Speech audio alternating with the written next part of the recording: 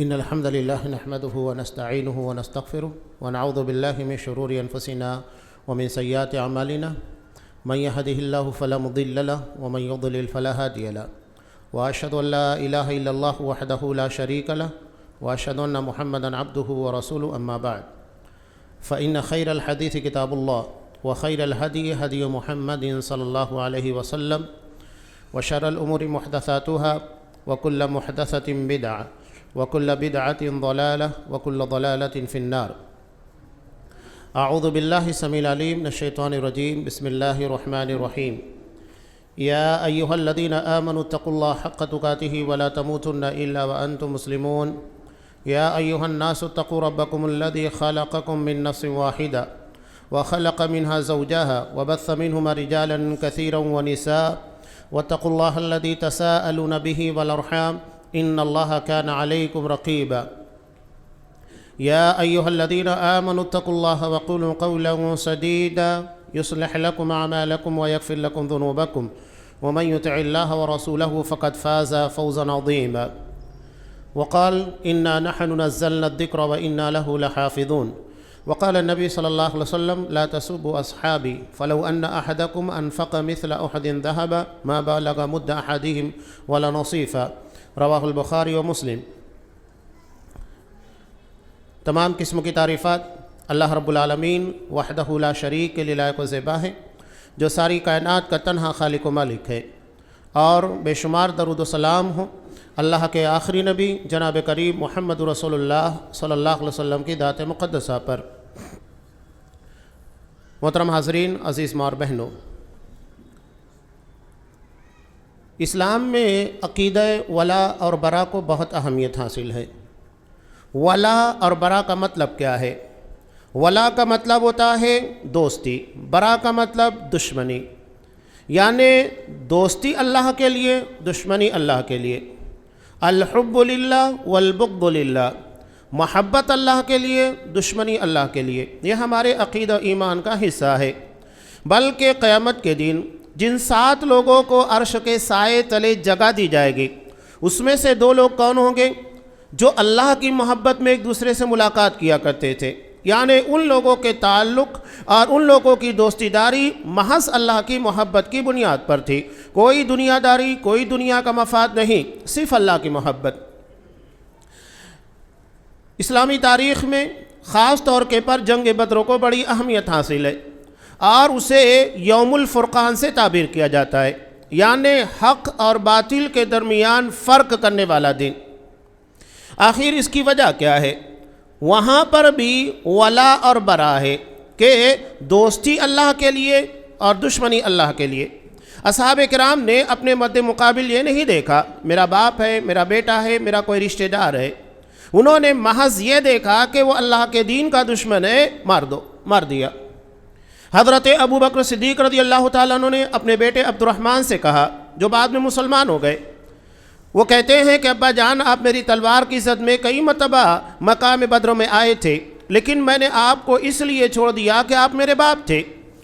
حضرت ابو بکر صدیق نے کہا کہ بیٹے، اگر تو میری تلوار کی زد میں آتا تو میں تجھے نہیں چھوڑتا، میں یہ نہیں دیکھتا کہ تو میرا لخت جگر ہے، میرا خون ہے، میں یہ نہیں دیکھتا، میں یہ دیکھتا کہ تو اللہ کے دین کا دشمن ہے، مار دیتا۔ حضرت ابو عبیدہ بن جراح رضی اللہ تعالیٰ عنہ، انہوں نے کہا کہ جنگ بدر میں ایک شخص کو میں اوائڈ کر رہا تھا، نظر انداز کر رہا تھا، لیکن جب وہ میری تلوار کی زد میں آیا تو میں نے تلوار کو چلانے میں جھجک محسوس نہیں کی۔ اس کو مارا تھا، اپنے سگے باپ کو مارا تھا۔ حضرت عمر فاروق رضی اللہ تعالیٰ عنہ نے اپنے سگے ماموں کو مارا۔ ہر کوئی ایک دوسرے کے مد مقابل جو تھے رشتہ دار تھے، اور انہوں نے اسی بنیاد کو ثابت کیا کہ ہمارے یہاں اصل معیار محبت اور دشمنی کا اللہ تبارک و تعالیٰ ہے، دین ہے، رسول ہے۔ یہ ہے ولا اور برا، کہ دوستی اللہ کے لیے اور دشمنی اللہ کے لیے، اور اسی معیار، اسی کسوٹی کے پر تمام لوگوں کو پرکھا جائے گا۔ ابھی حالیہ تناظر کے اندر جو بہت ساری باتیں، بھی قیامت تک چلنے والا سلسلہ ہے کہ ہم کسی بھی چیز کو اسی بنیاد کے پر تولیں گے کہ اگر کوئی اللہ کا، اس کے رسول کا دوست ہے، یعنی اس کے کہے کے مطابق چلنے والا، تو ہمارا دوست ہے، اور اگر کوئی اللہ اور اس کے رسول کا اس کے دین کا دشمن ہے ہمارا دشمن ہے، یہی معیار ہے۔ ابھی سب سے اہم بات جو میں آپ کے سامنے پیش کرنے جا رہا ہوں وہ ہے حقیقت رافضیت، شیعہ اور رافضیوں کے تعلق سے۔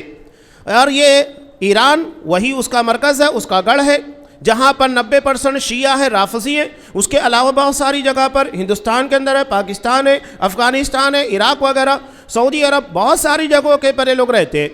تو ہمیں یہ جاننا ضروری ہے کہ حقیقت میں ان لوگوں کا عقیدہ کیا ہے۔ عقیدے کی بنیاد کے پاس سمجھ میں آتا ہے کہ یہ واقعتاً مسلمان ہے کہ نہیں، ان کا عقیدہ درست ہے کہ نہیں، یہ ہماری محبت کے قابل ہیں یا ہماری دشمنی کے قابل ہے۔ اب یہاں بنیادی طور پر ایک بات کہہ کے اپنی بات کو آگے بڑھاتا ہوں کہ خمینی جس کا نام لیا جاتا ہے، جس نے 1979 کے اندر انقلاب لا کر وہاں پر اسلامی انقلاب کہا جاتا ہے، حقیقت میں وہ اسلامی نہیں تھا بلکہ کفار مشرکین کی ملی بھگت سے بنایا ہوا ایک انقلاب تھا جو خاص طور کے پر اہل عرب سنی مسلمانوں کے خلاف تیار کیا گیا، اور اس کے اثرات ہم نے دیکھے۔ وہ اپنی کتاب میں واضح طور کے پر لکھتا ہے کہ ہمارا اصل ٹارگیٹ مکہ اور مدینہ ہے، کہ مکہ اور مدینہ کے پر ہمیں قابض ہونا ہے، بلکہ ان لوگوں کے ریکارڈ آن دا بیان ہے، آن دا ریکارڈ ہیں ان کے سارے بیانات، کہ اگر ہمارا اختیار ہو جائے تو ہم مکہ اور مدینہ کو صفحہ ہستی سے مٹا دیں تاکہ لوگ مکہ اور مدینہ نہ جائیں بلکہ کربلا جیسے مقدس مقام کے پر زیارت کے لیے آئے، نعوذ باللہ۔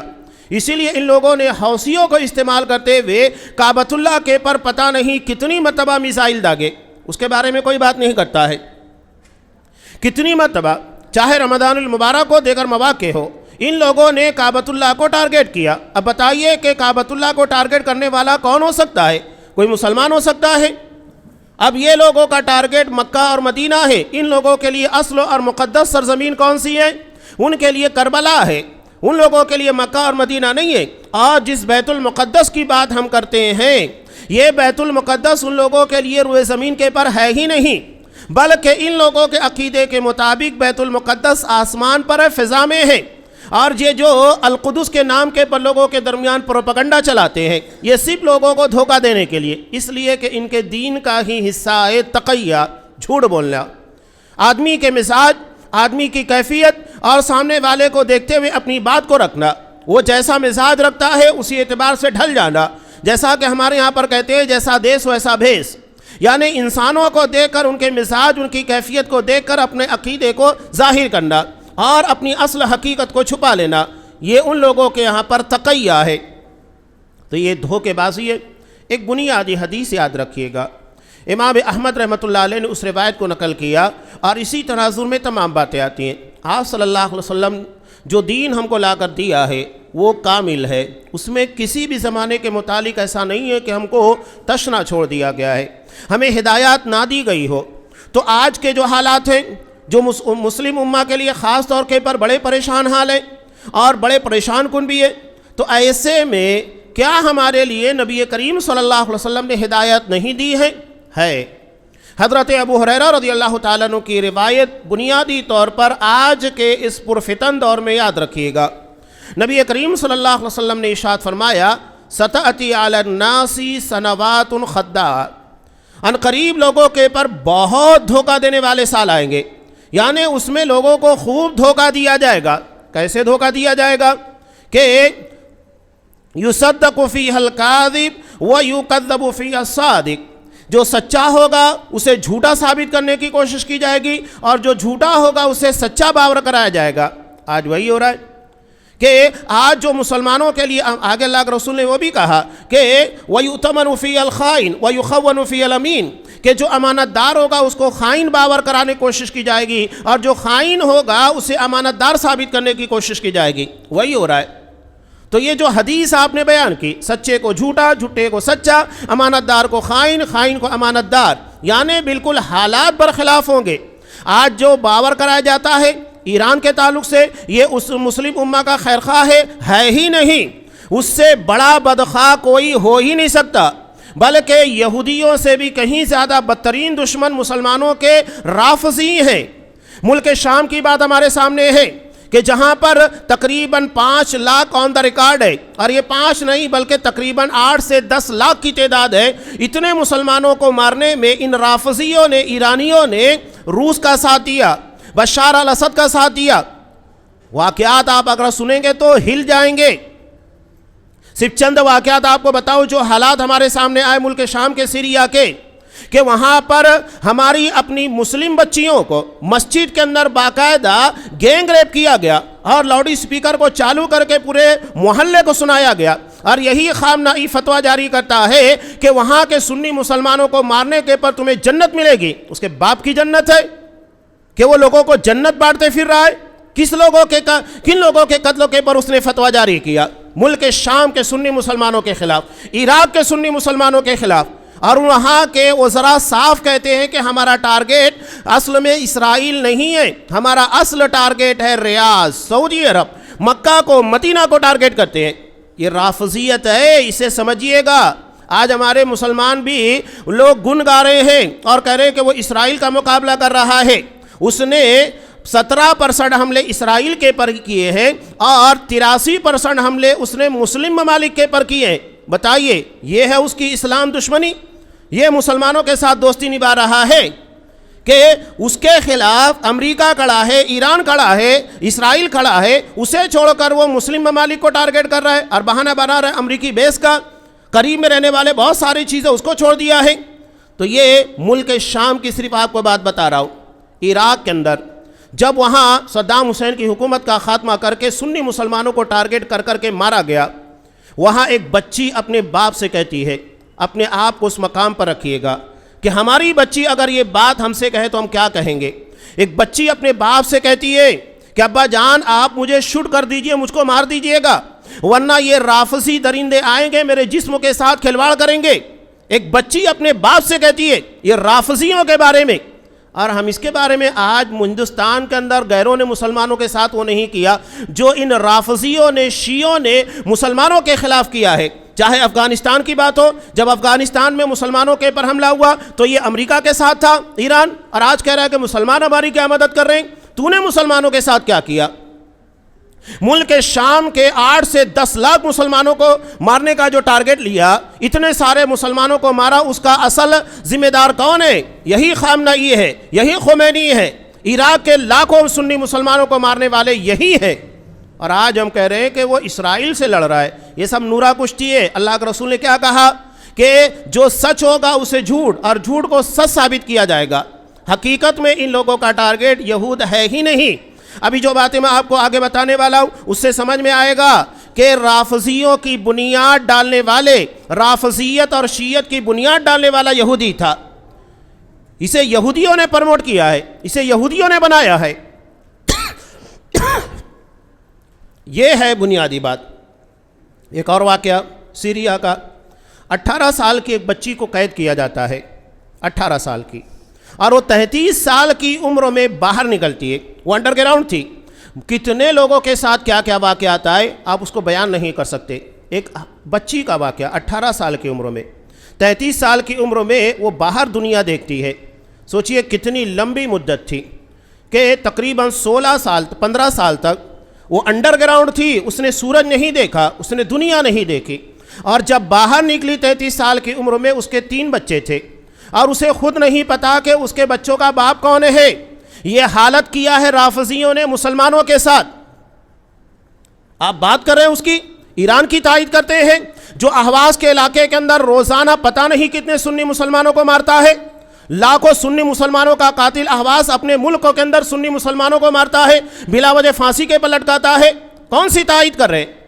یہ مت سوچئے گا کہ آج اس کی اپنے دوستوں کے ساتھ لڑائی جاری ہے۔ یہ 2 دشمن ہیں مسلمانوں کے جنہیں اللہ نے آپس میں ایک دوسرے کو لڑایا ہے۔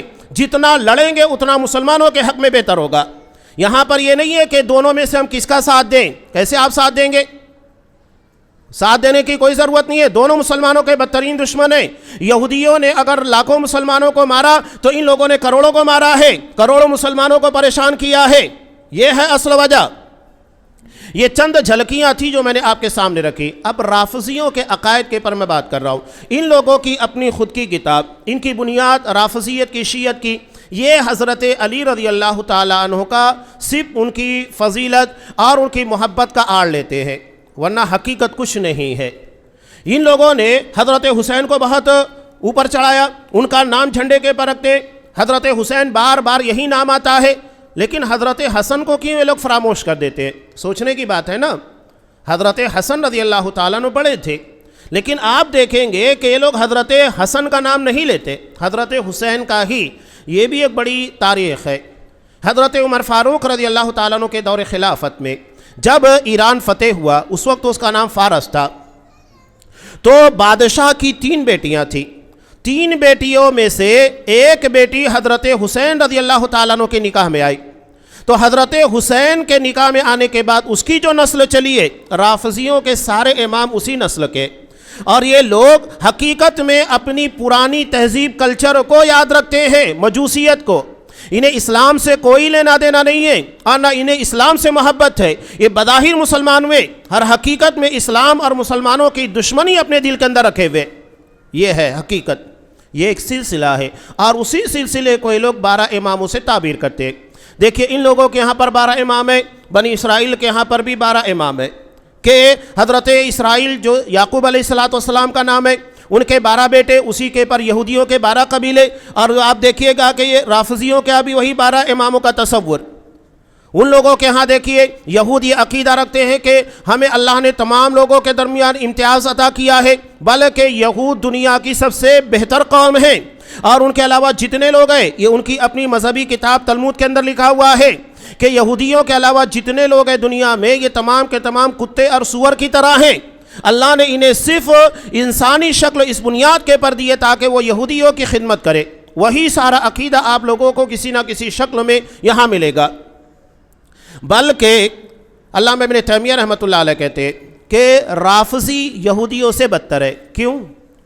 اس لیے کہ آپ جب یہودیوں سے سوال کریں گے کہ تمہارے نزدیک سب سے بہترین جماعت کن لوگوں کی ہے، تو وہ لوگ کہیں گے کہ اصحاب موسیٰ، یعنی حضرت موسیٰ علیہ السلام کے جو ساتھی ہیں وہ سب سے بہترین جماعت ہے، حضرت موسیٰ علیہ السلام کے صحابہ۔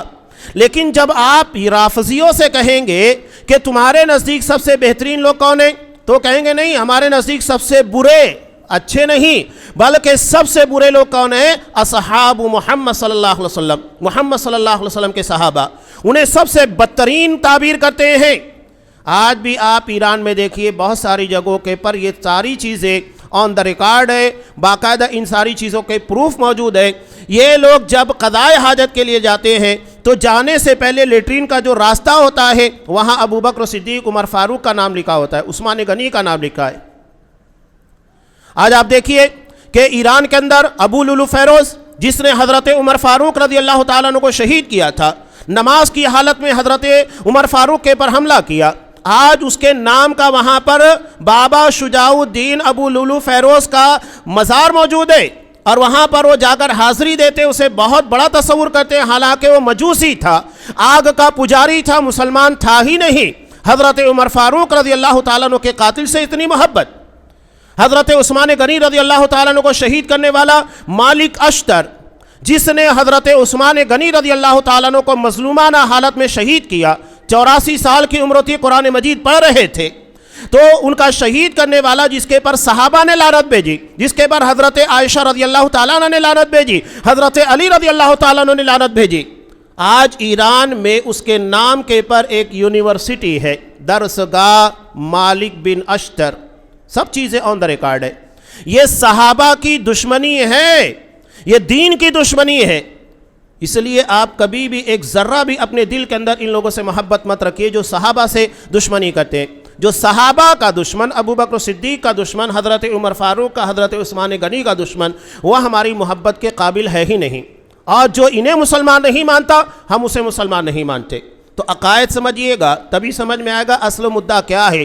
نہ یہ کوئی جغرافیائی جنگ ہے، نہ یہ کوئی سیاسی جنگ ہے، حقیقت میں یہ مذہبی جنگ ہے، جہاں مذہب کو ٹارگٹ کیا جا رہا ہے، سنیت کو، سلفیت کو خاص طور کے پر ٹارگٹ کیا جا رہا ہے، اور مسلمان ہے کہ سمجھتے نہیں ہے۔ ان لوگوں کے تعلق سے چند باتیں ہیں جو میں آپ کے سامنے پیش کرنے جا رہا ہوں۔ قرآن مجید کے تعلق سے ایک بنیادی بات، یہ قرآن جو ہم پڑھتے ہیں نا، قرآن جس کے بارے میں کہتا ہے اِنَّا نَحْنُ نَزَّلْنَا الذِّكْرَ وَإِنَّا لَهُ لَحَافِظُونَ، اس قرآن کو ہم نے نازل کیا، اس کے محافظ بھی ہم ہیں۔ قرآن مجید کا ایک حرف بھی تبدیل نہیں ہوا، جیسا نبی کے پر نازل ہوا قیامت تک ویسا رہے گا۔ صحابہ نے انتہائی امانت کے ساتھ قرآن مجید کو، پورے دین کو، پوری شریعت کو امت تک پہنچایا، لیکن یہ کہتے ہیں نہیں، یہ قرآن جو ہمارے درمیان ہے، ان لوگوں کی سب سے بنیادی کتاب اصول کافی، جس کے بارے میں ان کا امام الکافی کہتا ہے، جو اس کتاب کو لکھا ہے، کلینی کی کتاب ہے، تو یہ کہتا ہے کہ اس نے ایک واسطے سے ان کا آخری امام غائب، جسے شب برات کی رات کو وہ لوگ تلاش کرتے، آواز دیتے، جس کے بارے میں ان لوگوں کا عقیدہ ہے کہ وہ آئے گا، سنی مسلمانوں کو قتل کرے گا اور رافضیوں کے پر جو ظلم و ستم ہو رہا اس سے نجات دلائے گا۔ یہ ان کا عقیدہ ہے، شب برات اسی لیے منائی جاتی ہے، اس کا حقیقت میں مسلمانوں سے کوئی تعلق نہیں، یہ رافضیوں کی، شیعوں کی بنائی ہوئی رات ہے، جس میں وہ سنی مسلمانوں سے نفرت کا اظہار کرتے ہیں۔ یہاں میں جو سنی لفظ بار بار استعمال کر رہا ہوں، یہ رافضیوں کے مقابلے میں ہے، رافضیوں کے مقابلے میں جتنے مسلمان ہیں وہ سنی کہلاتے ہیں اور یہ شیعہ کہلاتے ہیں، اس تناظر میں باتیں کر رہا ہوں۔ تو یہ ان لوگوں کا عقیدہ ہے کہ ان کا جو 12واں امام ہے اس کے پاس اصل قرآن ہے، وہ جب آئے گا 15 شعبان کو نکلے گا تو وہ اصل قرآن لے کر آئے گا، ورنہ اصل قرآن ہمارے درمیان موجود نہیں ہے نعوذ باللہ۔ بلکہ رافضیوں کا عقیدہ ہے کہ قرآن کے اندر تحریف کی گئی ہے، کہیں اضافہ کیا گیا ہے، کہیں کمی کر دی گئی ہے۔ اصل قرآن مجید جو کہ ان کے امام غائب کے پاس ہے، اس کے اندر 17,000 آیتیں ہیں، 17,000، اور یہ قرآن جسے ہم پڑھتے ہیں اس کے اندر 6,236 آیتیں۔ ہمارے یہاں یہ بھی مشہور ہے کہ 6,666 غلط ہے، اسے بھی رافضیوں نے اڑایا ہے۔ قرآن آپ کے سامنے ہے، آپ کاؤنٹ کیجئے، آپ کو سمجھ میں آئے گا۔ تو یہ قرآن کے بارے میں کہتا ہے، بتائیے قرآن کے ایک حرف پر شک کرنے والا مسلمان ہو سکتا ہے؟ نہیں ہو سکتا ہے۔ قرآن اپنی ابتدا میں ہی کہتا ہے ذالک الکتاب لا ریب فیہ، اس کتاب میں کوئی ڈاؤٹ نہیں، کوئی شبہ نہیں ہے، اور یہ اس کتاب پہ ہی ڈائریکٹ حملہ کرتا ہے۔ بتائیے اگر اللہ کا دین محفوظ نہیں، اللہ کا قرآن محفوظ نہیں، تو ہم کس دین کے پر عمل کر رہے ہیں؟ نہ ہمارا عقیدہ سلامت ہوگا، نہ ہمارا دین سلامت ہوگا، اور جب یہ سلامت نہیں تو آخرت کس بنیاد کے پر نجات پائیں گے؟ یہ ہماری بنیادوں کو ختم کرتے ہیں۔ تو ان لوگوں کا عقیدہ کہ قرآن نعوذ باللہ اپنی جگہ پر محفوظ نہیں ہے، صحابہ نے اس کے اندر تبدیلیاں کی ہیں، تحریف کی ہے، کہیں کچھ بڑھا دیا ہے، کہیں کچھ چھپا لیا ہے۔ جہاں اہل بیت کا یا حضرت علی وغیرہ کا تذکرہ تھا، نعوذ باللہ اصحاب کرام نے اس کو حذف کر دیا۔ بلکہ ان لوگوں کا یہ بھی عقیدہ ہے کہ حضرت جبرائیل علیہ السلام نے نعوذ باللہ خیانت کی، کہ انہیں حکم دیا گیا تھا کہ وہ قرآن اور شریعت کو، دین کو لے کر حضرت علی رضی اللہ تعالیٰ عنہ کے پر نازل ہو، لیکن انہوں نے خیانت کرتے ہوئے نعوذ باللہ محمد صلی اللہ علیہ وسلم کے پر قرآن کو نازل کیا۔ بتائیے قرآن جنہیں جبرائیل امین کہتا ہے، روح الامین کہتا ہے، امانت دار فرشتہ، یہ کہتے ہیں اس نے امانت ادا ہی نہیں کی۔ اب بتائیے کہاں دین محفوظ ہوگا کہ جب حضرت علی کے بجائے نعوذ باللہ محمد صلی اللہ علیہ وسلم پر دین نازل ہوا، حضرت جبرائیل امین نے خیانت کی، تو کہاں سے دین محفوظ ہوگا؟ اس کے نزول سے لے کر اخیر تک تمام چیزوں کے پر یہاں دیکھیے گا صرف شبہات ہے، شکوک ہے، اور ان تمام چیزوں اور ان تمام عقیدوں کے خلاف ہے جو کہ اسلام پیش کرتا ہے۔ تو سب سے پہلی چیز کہ ان لوگوں کے نزدیک قرآن مجید محفوظ نہیں ہے، اور اصل قرآن بھی لوگوں کے درمیان نہیں ہے۔ یہ بظاہر لوگوں کو کہتے ہیں نہیں ہم اس قرآن کو مانتے ہیں، حقیقت میں اس قرآن کو نہیں مانتے، ان کی اپنی کتابیں اسی چیز کو بیان کرتی ہے۔ بلکہ ان لوگوں کا عقیدہ ہے کہ نعوذ باللہ اللہ تبارک و تعالیٰ صحابہ سے ڈرتا تھا، نعوذ باللہ، یہ ان کی اپنی کتاب کے اندر ہے۔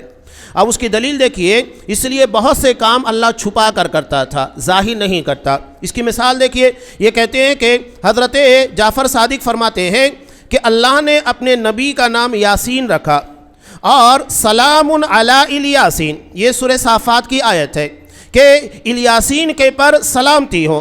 اس لیے فرمایا کہ اگر صاف صاف اللہ یہ کہتا سلام علی آل محمد، کہ محمد صلی اللہ علیہ وسلم کے آل کے پر، ان کے اہل بیت پر سلام ہو، تو صحابہ اس کو قرآن میں نہ رہنے دیتے، نکال دیتے، اور اس لیے اللہ نے وہاں پر سلام علی آل محمد کے بجائے سلام علی الیاسین کہا، تاکہ صحابہ اسے نعوذ باللہ قرآن مجید سے نہ نکالے۔ اب بتائیے नाउज़ बिल्लाह अल्लाह तबारक व तआला को ये साबित कर रहे हैं कि वो सहाबा से डरता था। अल्लाह जिससे उसकी पूरी मखलूक खौफ खाती है, ये नाउज़ बिल्लाह सहाबा के सामने अल्लाह तबारक व तआला को डरता हुआ बता रहे हैं कि अल्लाह नाउज़ बिल्लाह सहाबा से डरता है। ये उन लोगों की अपनी किताब अल-इहतिजाज लित-तबरसी के अंदर मौजूद है। उसके बाद शियों का अकीदा है कि नाउज़ बिल्लाह हज़रत अंबिया अलैहिमुस्सलाम की ज़ात अक़दस में उसूल कुफ्र मौजूद होते हैं। ये नबियों के बारे में उन लोगों का अकीदा। आप देखिए राफ़ज़ियत जैसी थी यहूदियत, वही तमाम चीज़ें आपको राफ़ज़ियों के यहाँ पर मिलेगी। यहूदियों ने अंबिया अलैहिस्सलातु वस्सलाम के साथ खिलवाड़ किया और उनके बारे में ऐसे ऐसे अकीदे पेश किए कि अल्लाह रहम करे। उसकी सिर्फ एक झलक आपके सामने मैं पेश करूं। हज़रत लूत अलैहिस्सलातु वस्सलाम, इनके बारे में यहूदियों की अपनी किताब तलमूद के अंदर है कि जब हज़रत लूत अलैहिस्सलातु वस्सलाम के ज़माने में अल्लाह का अज़ाब आया, अज़ाब आने के बाद सारे लोग मिट गए, ख़त्म हो गए, तो हज़रत लूत अलैहिस्सलातु वस्सलाम की सिर्फ 2 बच्चियाँ बाकी थीं, उनका कोई बेटा नहीं था। अब इन दोनों बेटियों ने कहा कि अब तो हमारे यहाँ सिवाय हमारे वालिद के कोई मर्द ज़िंदा नहीं है, अब हमारी नस्ल कैसे चलेगी। चुनांचो नाउज़ बिल्लाह बड़ी बेटी ने अपने बाप को सबसे पहले शराब पिलाया धोखे से। उन्होंने कहा कि हमारे बाप हमारे साथ इस तरह ताल्लुक़ कायम नहीं करेंगे। सुनते जाइए इन लोगों के अकीदे, जब तक अकीदा आपको समझ में नहीं आएगा, इन लोगों की हकीकत समझ में नहीं आएगी। ये यहूदी बयान करता है। तो बड़ी बेटी ने शराब पिलाकर नाउज़ बिल्लाह हज़रत लूत अलैहिस्सलातु वस्सलाम यानी अपने बाप के साथ ताल्लुक़ कायम किया। उसके बाद छोटी ने वही काम किया, यानी हज़रत लूत अलैहिस्सलातु वस्सलाम को लोग शराबी बता रहे हैं, ज़ानी बता रहे हैं। बताइए ये यहूदियत है। उसकी एक झलक मैंने आपके सामने पेश की। इन्होंने ना हज़रत नूह अलैहिस्सलाम को बख्शा, ना हज़रत सुलेमान को, ना हज़रत दाऊद को, किसी को नहीं बख्शा। और हज़रत मूसा अलैहिस्सलातु वस्सलाम के साथ क्या शरारतें की वो तो हमारे सामने मौजूद है।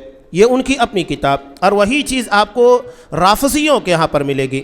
ये लोग कहते हैं कि अंबिया अलैहिमुस्सलातु वस्सलाम की ज़ात अक़दस में उसूल कुफ्र मौजूद होते, यानी कुफ्र की बुनियादें मौजूद होती है। नाउज़ बिल्लाह सोचिए, अंबिया जो कुफ्र को मिटाने के लिए आए, उनके बारे में ये कि वो कुफ्र की बुनियादें अपने अंदर मौजूद रखते हैं। इसके बाद आप क्या कहेंगे। ये ख़ुद उनकी अपनी किताब मोहम्मद बिन याकूब अल-कनीनी उसूल काफ़ी, उसके अंदर ये ख़ुद इस रिवायत को बयान करता है, जिसके बारे में मैंने तज़किरा किया। ये उनकी जो उसूल काफ़ी है, हमारे यहाँ जिस तरह बुखारी को माना जाता है कि ये इंतहाई मुस्तनद है, जिसके पर कोई डाउट और शुबा नहीं है। हर दौर के अंदर लोगों ने उसके पर ईमान रखा। आप सल्लल्लाहु अलैहि वसल्लम की अहादीस को इंतहाई अमानतदारी के साथ उसे जमा किया गया है। तो इसी तरह ये लोग उसूल काफ़ी के पर ईमान रखते हैं कि ये उन लोगों के नज़दीक सबसे मोतबर किताब है। इसके अंदर कोई डाउट नहीं है, कोई शुबा नहीं है, उसी के अंदर है। यहाँ पर अबू अब्दुल्लाह यानी हज़रत जाफ़र सादिक बयान करते हैं कि उसूलुल कुफ्री सलासा, के कुफ्र के 3 उसूल हैं, 3 बुनियादें हैं। अल-हिर्स वल इस्तिकबार वल हसद। सबसे पहली चीज़ है हिर्स यानी लालच, दूसरा है इस्तिकबार यानी तकब्बुर करना, घमंड करना, वल हसद और हसद। ये 3 चीज़ें कुफ्र की बुनियाद है, वो कह रहे हैं। और उन्होंने कहा कि हज़रत आदम अलैहिस्सलातु वस्सलाम को अल्लाह ने मना किया कि वो दरख्तों के करीब ना जाए। लालच की बुनियाद के पर लालच ने उन्हें उबारा, चुनांचे उन्होंने अल्लाह के हुक्मों को नज़रअंदाज करते हुए उसे इस्तेमाल किया लालच की बुनियाद पर। और इससे वो साबित कर रहे हैं कि नाउज़ बिल्लाह अंबिया के अंदर भी कुफ्र के उसूल मौजूद होते हैं। यानी 3 चीज़ें बयान की गई जिसमें लालच है। हज़रत आदम अलैहिस्सलातु वस्सलाम ने कुफ्रों के उन्हीं उसूलों की बुनियाद पर नाउज़ बिल्लाह जन्नत के उस दरख्तों को इस्तेमाल किया जिसके बारे में अल्लाह ने मना किया। ये सारी चीज़ें उन लोगों के अंदर है। बल्कि आगे ये कहते हैं हयातुल क़ुलूब, इनकी इंतहाई अहम किताब, कि अल्लाह ने आदम को अइम्मा अहले बैत पर हसद करने से मना फरमाया। यानी जो इन लोगों के इमाम है 12 इमाम, इन लोगों के पर हसद नहीं करना है कि अल्लाह ने इन्हें दुनिया में बड़ा मकाम अता किया है, लिहाजा इन लोगों के पास हसद ना किया जाए। लेकिन हज़रत आदम अलैहिस्सलातु वस्सलाम कहा कि अहले बैत के अइम्मा पर हसद ना करना, और कहा कि ख़बरदार मेरे नूरों की तरफ यानी हज़रत हसन और हुसैन की तरफ हसद की आँख से ना देखना, वरना तुमको अपने क़ुर्ब से जुदा कर दूंगा, अपने करीब नहीं रहने दूंगा और बहुत ज़लील करूंगा। ये उनकी अपनी किताब के अंदर है। मगर आदम अलैहिस्सलाम ने उन पर हसद किया और उसी की सज़ा में जन्नत से निकाले गए। कुरान कह रहा है कि हज़रत आदम अलैहिस्सलाम ने अल्लाह का हुक्म नहीं माना, दरख्तों को इस्तेमाल किया, उस बुनियाद पर निकाले गए। لیکن یہ کیا کہہ رہے ہیں؟ نہیں، انہوں نے حضرت حسن اور حسین کے پر حسد کیا، اس بنیاد کے بعد جنت سے نکالے گئے۔ سوال یہ پیدا ہوتا ہے کہ جب حضرت حسن اور حسین موجود ہی نہیں ہے تو حسد کا سوال کہاں سے آتا ہے؟ حضرت آدم علیہ السلام جنت میں، ابھی نسل آدم کی ابتدا بھی نہیں ہوئی ہے، نہ بال بچے ہیں، اور یہ ہزاروں سال کے بعد دنیا کے اندر حضرت حسن اور حسین رضی اللہ تعالیٰ عنہما آئے، تو حسد کا سوال کہاں سے پیدا ہوتا ہے؟ لیکن یہ کہہ رہے ہیں کہ انبیاء کے اندر اس طرح کفر کے اصول موجود ہیں۔ انبیاء کو نعوذ باللہ لوگ کیا قرار دے رہے ہیں؟ نیز نبیوں کے تعلق سے ان لوگوں کا یہ بھی عقیدہ ہے کہ وہ مخلوق سے ڈرتے ہیں، یعنی نبی مخلوق سے ڈرتا ہے، اور بسا اوقات ڈر کے مارے وہ اللہ کا دین ان لوگوں تک نہیں پہنچاتا، لوگوں سے ڈر کر اللہ کے دین کی تبلیغ نہیں کرتا ہے۔ چنانچہ اللہ کی طرف سے حجۃ الوداع میں آپ صلی اللہ علیہ وسلم کو حکم دیا گیا کہ حضرت علی کی خلافت کا اعلان کر دو، تو آپ نے یہ کہہ کر ٹال دیا کہ میری قوم ابھی نو مسلم ہے، ابھی نئی مسلمان بھی ہے، اگر میں انہیں اپنے بھائی کے متعلق ایسا حکم دوں گا تو لوگ بھڑک اٹھیں گے اور فرائض رسالت سے سبکدوش نہ ہو جائیں، یہ ان کا کہنا ہے۔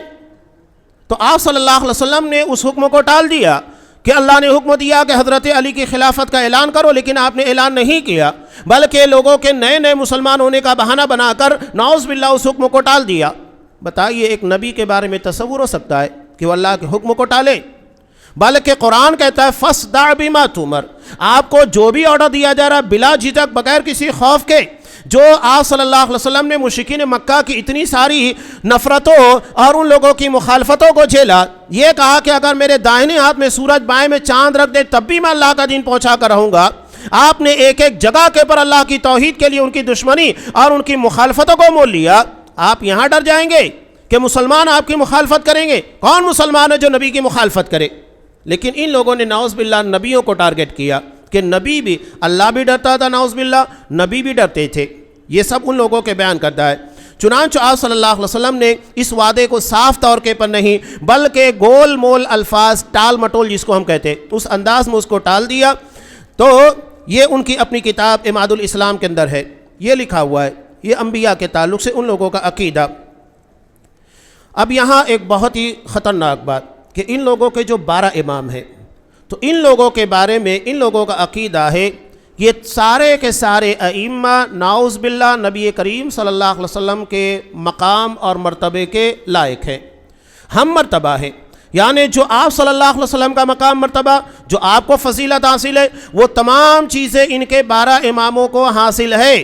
بلکہ خامنئی میں اس کے عقائد پورے تفصیل کے ساتھ آ چکے ہیں، اس نے اپنی کتاب کے اندر لکھا کہ حضرت فاطمہ رضی اللہ تعالیٰ عنہ کے پر حضرت جبرائیل علیہ السلام نبی کی وفات کے بعد آتے تھے، ان کے پر دین نازل ہوتا تھا، احکامات نازل ہوا کرتے تھے، جبکہ آپ صلی اللہ علیہ وسلم نے اپنے بارے میں صاف کہا لا نبی بعدی، میرے بعد کوئی نبی نہیں ہوگا، اور میرے بعد دین کا کوئی ایک لفظ نہ گھٹایا جا سکتا ہے نہ بڑھایا جا سکتا ہے، دین مکمل ہو چکا ہے۔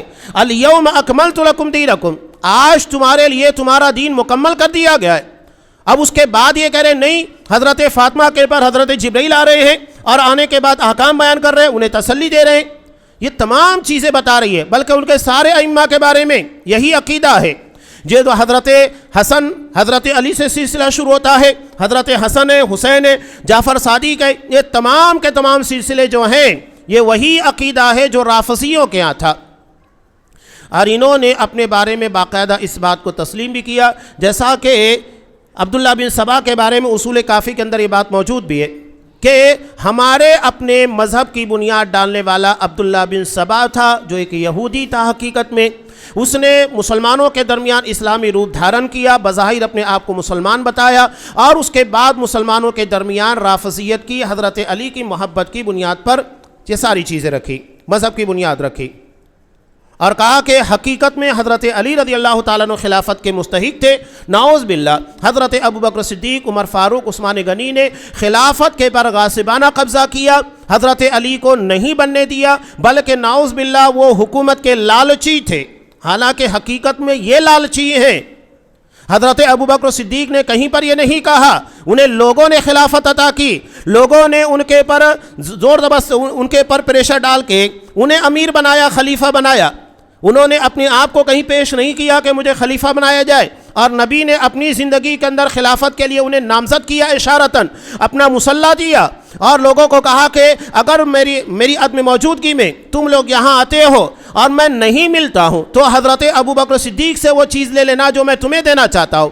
آپ صلی اللہ علیہ وسلم نے اشارتاً ابوبکر صدیق کو خلافت عطا کی، اور یہ فضیلت ہر جگہ ثابت ہے، لیکن یہ نعوذ باللہ اسلام کے جو اولین ستون تھے ان لوگوں ان چیزوں پر ٹارگٹ کیا۔ یہ جو چند چیزیں میں نے صرف آپ کے سامنے پیش کیے، اس کے بیان کرنے کا میرا مقصد یہ ہے کہ رافضیت سمجھیے کیا ہے۔ رافضیت آج ہمارے درمیان ہے۔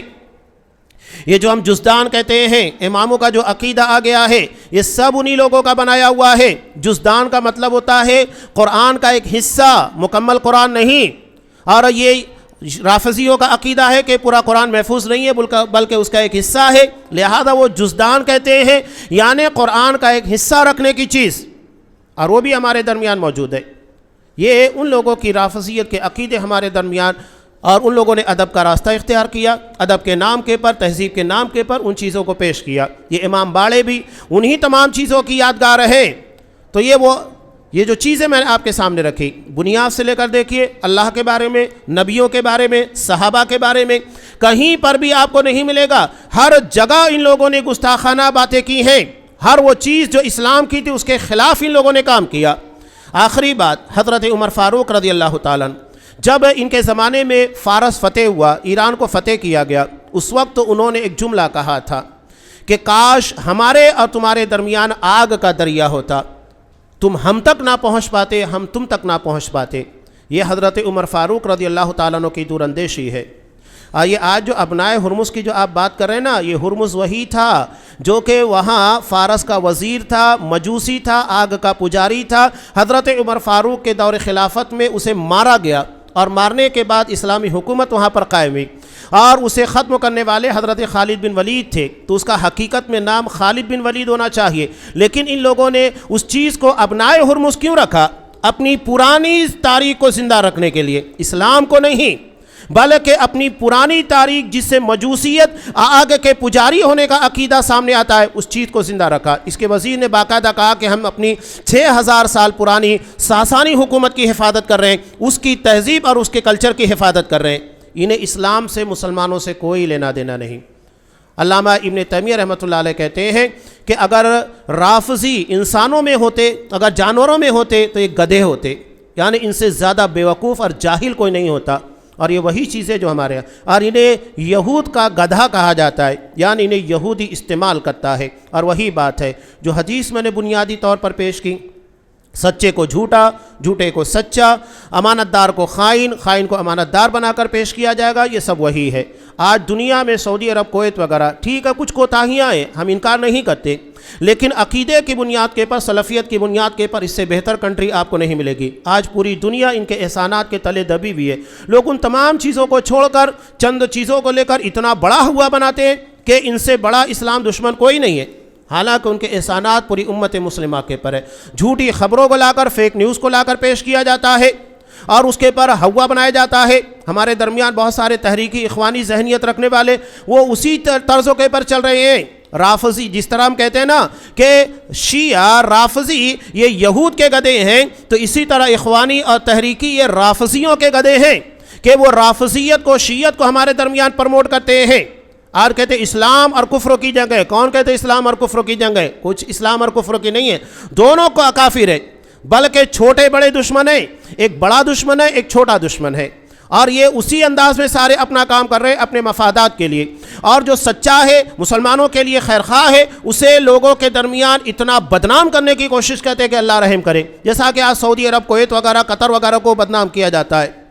اور اس کے بالمقابل جو اسلام کے بدترین دشمن یعنی رافضی ہیں، اسرائیل تو کھلا ہوا ہے، لیکن یہ ایرانی، یہ رافضی انتہائی بدترین دشمن، ملک شام میں لاکھوں مسلمانوں کے قاتل، عراق کے اندر لاکھوں مسلمانوں کے قاتل، افغانستان کے اندر جہاں جہاں دیکھیں، یمن کے حوثی باغیوں کی بات کہیے، ہر جگہ آپ کو ان کی غداری نظر آئے گی، بلکہ ہندوستان کی تاریخ کے اندر بھی آپ دیکھیں گے تو ان کی خیانت اور غداری آپ کو نظر آئے گی۔ یہ میر جعفر، میر صادق کے نام کیا ہے؟ کبھی آپ نے ان کے مسلک کو جاننے کی کوشش کی؟ یہ وہ شیعہ ہے، رافضی ہیں، دونوں رافضی ہیں۔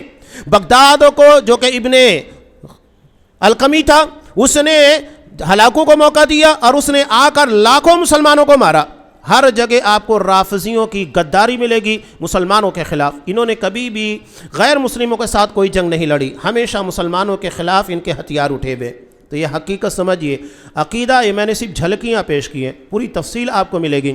نہ یہ قرآن کو مانتے، نہ صحابہ کو، کسی کو نہیں مانتے ہیں، بلکہ نعوذ باللہ حضرت عائشہ کے بارے میں خمینی لکھتا ہے کہ جب ہمارا مدینہ پر قبضہ ہوگا تو ہم ان کی قبروں کو کھودیں گے اور انہیں نکال کر سنسار کریں گے، نعوذ باللہ۔ قرآن جن کی پاک دامنی کے بارے میں آیتیں نازل کرتا ہے، یہ کہتے ہیں کہ نہیں، ہم انہیں نکال کر سنسار کریں گے، انہیں مجرم مانتا ہے۔ اور حضرت ابوبکر صدیق اور عمر فاروق رضی اللہ تعالیٰ عنہ کے بارے میں کہتا ہے کہ آپ صلی اللہ علیہ وسلم کے بازو میں 2 بت گڑے ہوئے ہیں، ہم انہیں باہر نکالیں گے، نعوذ باللہ۔ ابوبکر صدیق عمر فاروق کو کہتا ہے۔ یہی آپ ایک پرانا واقعہ یاد رکھیے گا، 1979 کے قریب کی بات ہے کہ جب ایران کا ایک وزیر آتا ہے اور آنے کے بعد جب وہ حجرہ رسول میں روضہ رسول کے پاس جا کر وہ حاضری دیتا ہے، نبی کریم صلی اللہ علیہ وسلم پر سلام پیش کرتا ہے اور ابوبکر صدیق عمر فاروق کی طرف دیکھ کر وہ تھوکتا ہے۔ برداشت نہیں ہوا۔ ابھی مسجد حرم کے جو امام صاحب ہیں علی بن عبد الرحمن الحذیفی حفظہ اللہ، انہوں نے اس چیز کے پر انتہائی سخت خطبہ دیا تھا، پروٹوکول کو توڑ کر انہوں نے رافضیت کی حقیقت کو بیان کیا تھا کہ یہ اسلام کے کتنے بدترین دشمن ہیں۔ اور آج ہم ان کی محبت، جنہوں نے قرآن کے ساتھ نفرت نبھائی، صحابہ کے ساتھ، ابوبکر صدیق عمر فاروق کے ساتھ نفرت نبھائی، ہم انہیں اپنا دوست مانتے؟ نہیں، یہ یہود سے زیادہ بدترین مسلمانوں کے دشمن ہیں۔ اس حقیقت کو سمجھیے گا۔ انہوں نے ہمارے عقیدے کو تباہ کیا، ہمارے دین کو تباہ کیا، قرآن مجید کو مشکوک بنایا، کوئی چیز سلامت رکھی ہی نہیں ہے۔ تو آپ ان سے چوکنا رہیے گا۔ اور انہوں نے صرف ہمارے عقیدہ ایمان نہیں، جان مال کو بھی جہاں موقع ملا وہاں نقصان پہنچایا، کبھی بھی یہ اس سے باز نہیں آئے، پوری تاریخ اسی سے بھری ہوئی ہے۔ لہذا ان کے بارے میں ہمارے درمیان کوئی محبت نہیں ہونا چاہیے، یہ ہماری شدید نفرت کے قابل ہے۔ میں نے ابتدا میں کہا کہ ولا اور برا، یعنی دوستی اللہ کے لیے، دشمنی اللہ کے لیے۔ جو اللہ کا دشمن، اس کے دین کا، اس کے نبی کا، اس کے صحابہ کا دشمن، وہ ہمارا دشمن، اور جو ان تمام چیزوں کا دوست ہوگا وہ ہمارا دوست ہوگا۔ یہی عقیدے کی بنیاد ہے اور اسی کے پر ہمیں جینا اور مرنا ہے۔ اللہ تبارک و تعالیٰ ہمیں ہر قسم کے شرور فتن سے محفوظ رکھے، خاص طور کے پر مسلمان حکومتوں کو جو آج رافضیوں اور کھلے دشمن اسرائیل اور یہودیوں کے نشانے کے پر ہے، اللہ تبارک و تعالیٰ ان تمام مسلمان حکومتوں کی حفاظت فرمائے، دشمنوں کے شر سے انہیں محفوظ رکھے، اور ان لوگوں کی جو شرارتیں مسلمانوں کے درمیان ہمارے عقیدے، ہمارے دین، قرآن کو بگاڑنے کے تعلق سے، اللہ تبارک و تعالیٰ سارے مسلمانوں کو ان کی بدعقیدگیوں سے، ان کے کفروں سے سلامت رکھے، رافضیت اور شیعت کے اثرات سے محفوظ رکھے، اور ہمیں ان کی حقیقت کو جاننے کے بعد ان سے دور رہنے، ان کی تمام خرافات سے محفوظ رہنے کی توفیق دے، آمین۔ بارک اللہ لنا ولکم فی القرآن العظیم ونفعنی وإیاکم بالآیات والذکر الحکیم، انہ تعالی جواد کریم ملک برؤوف رحیم۔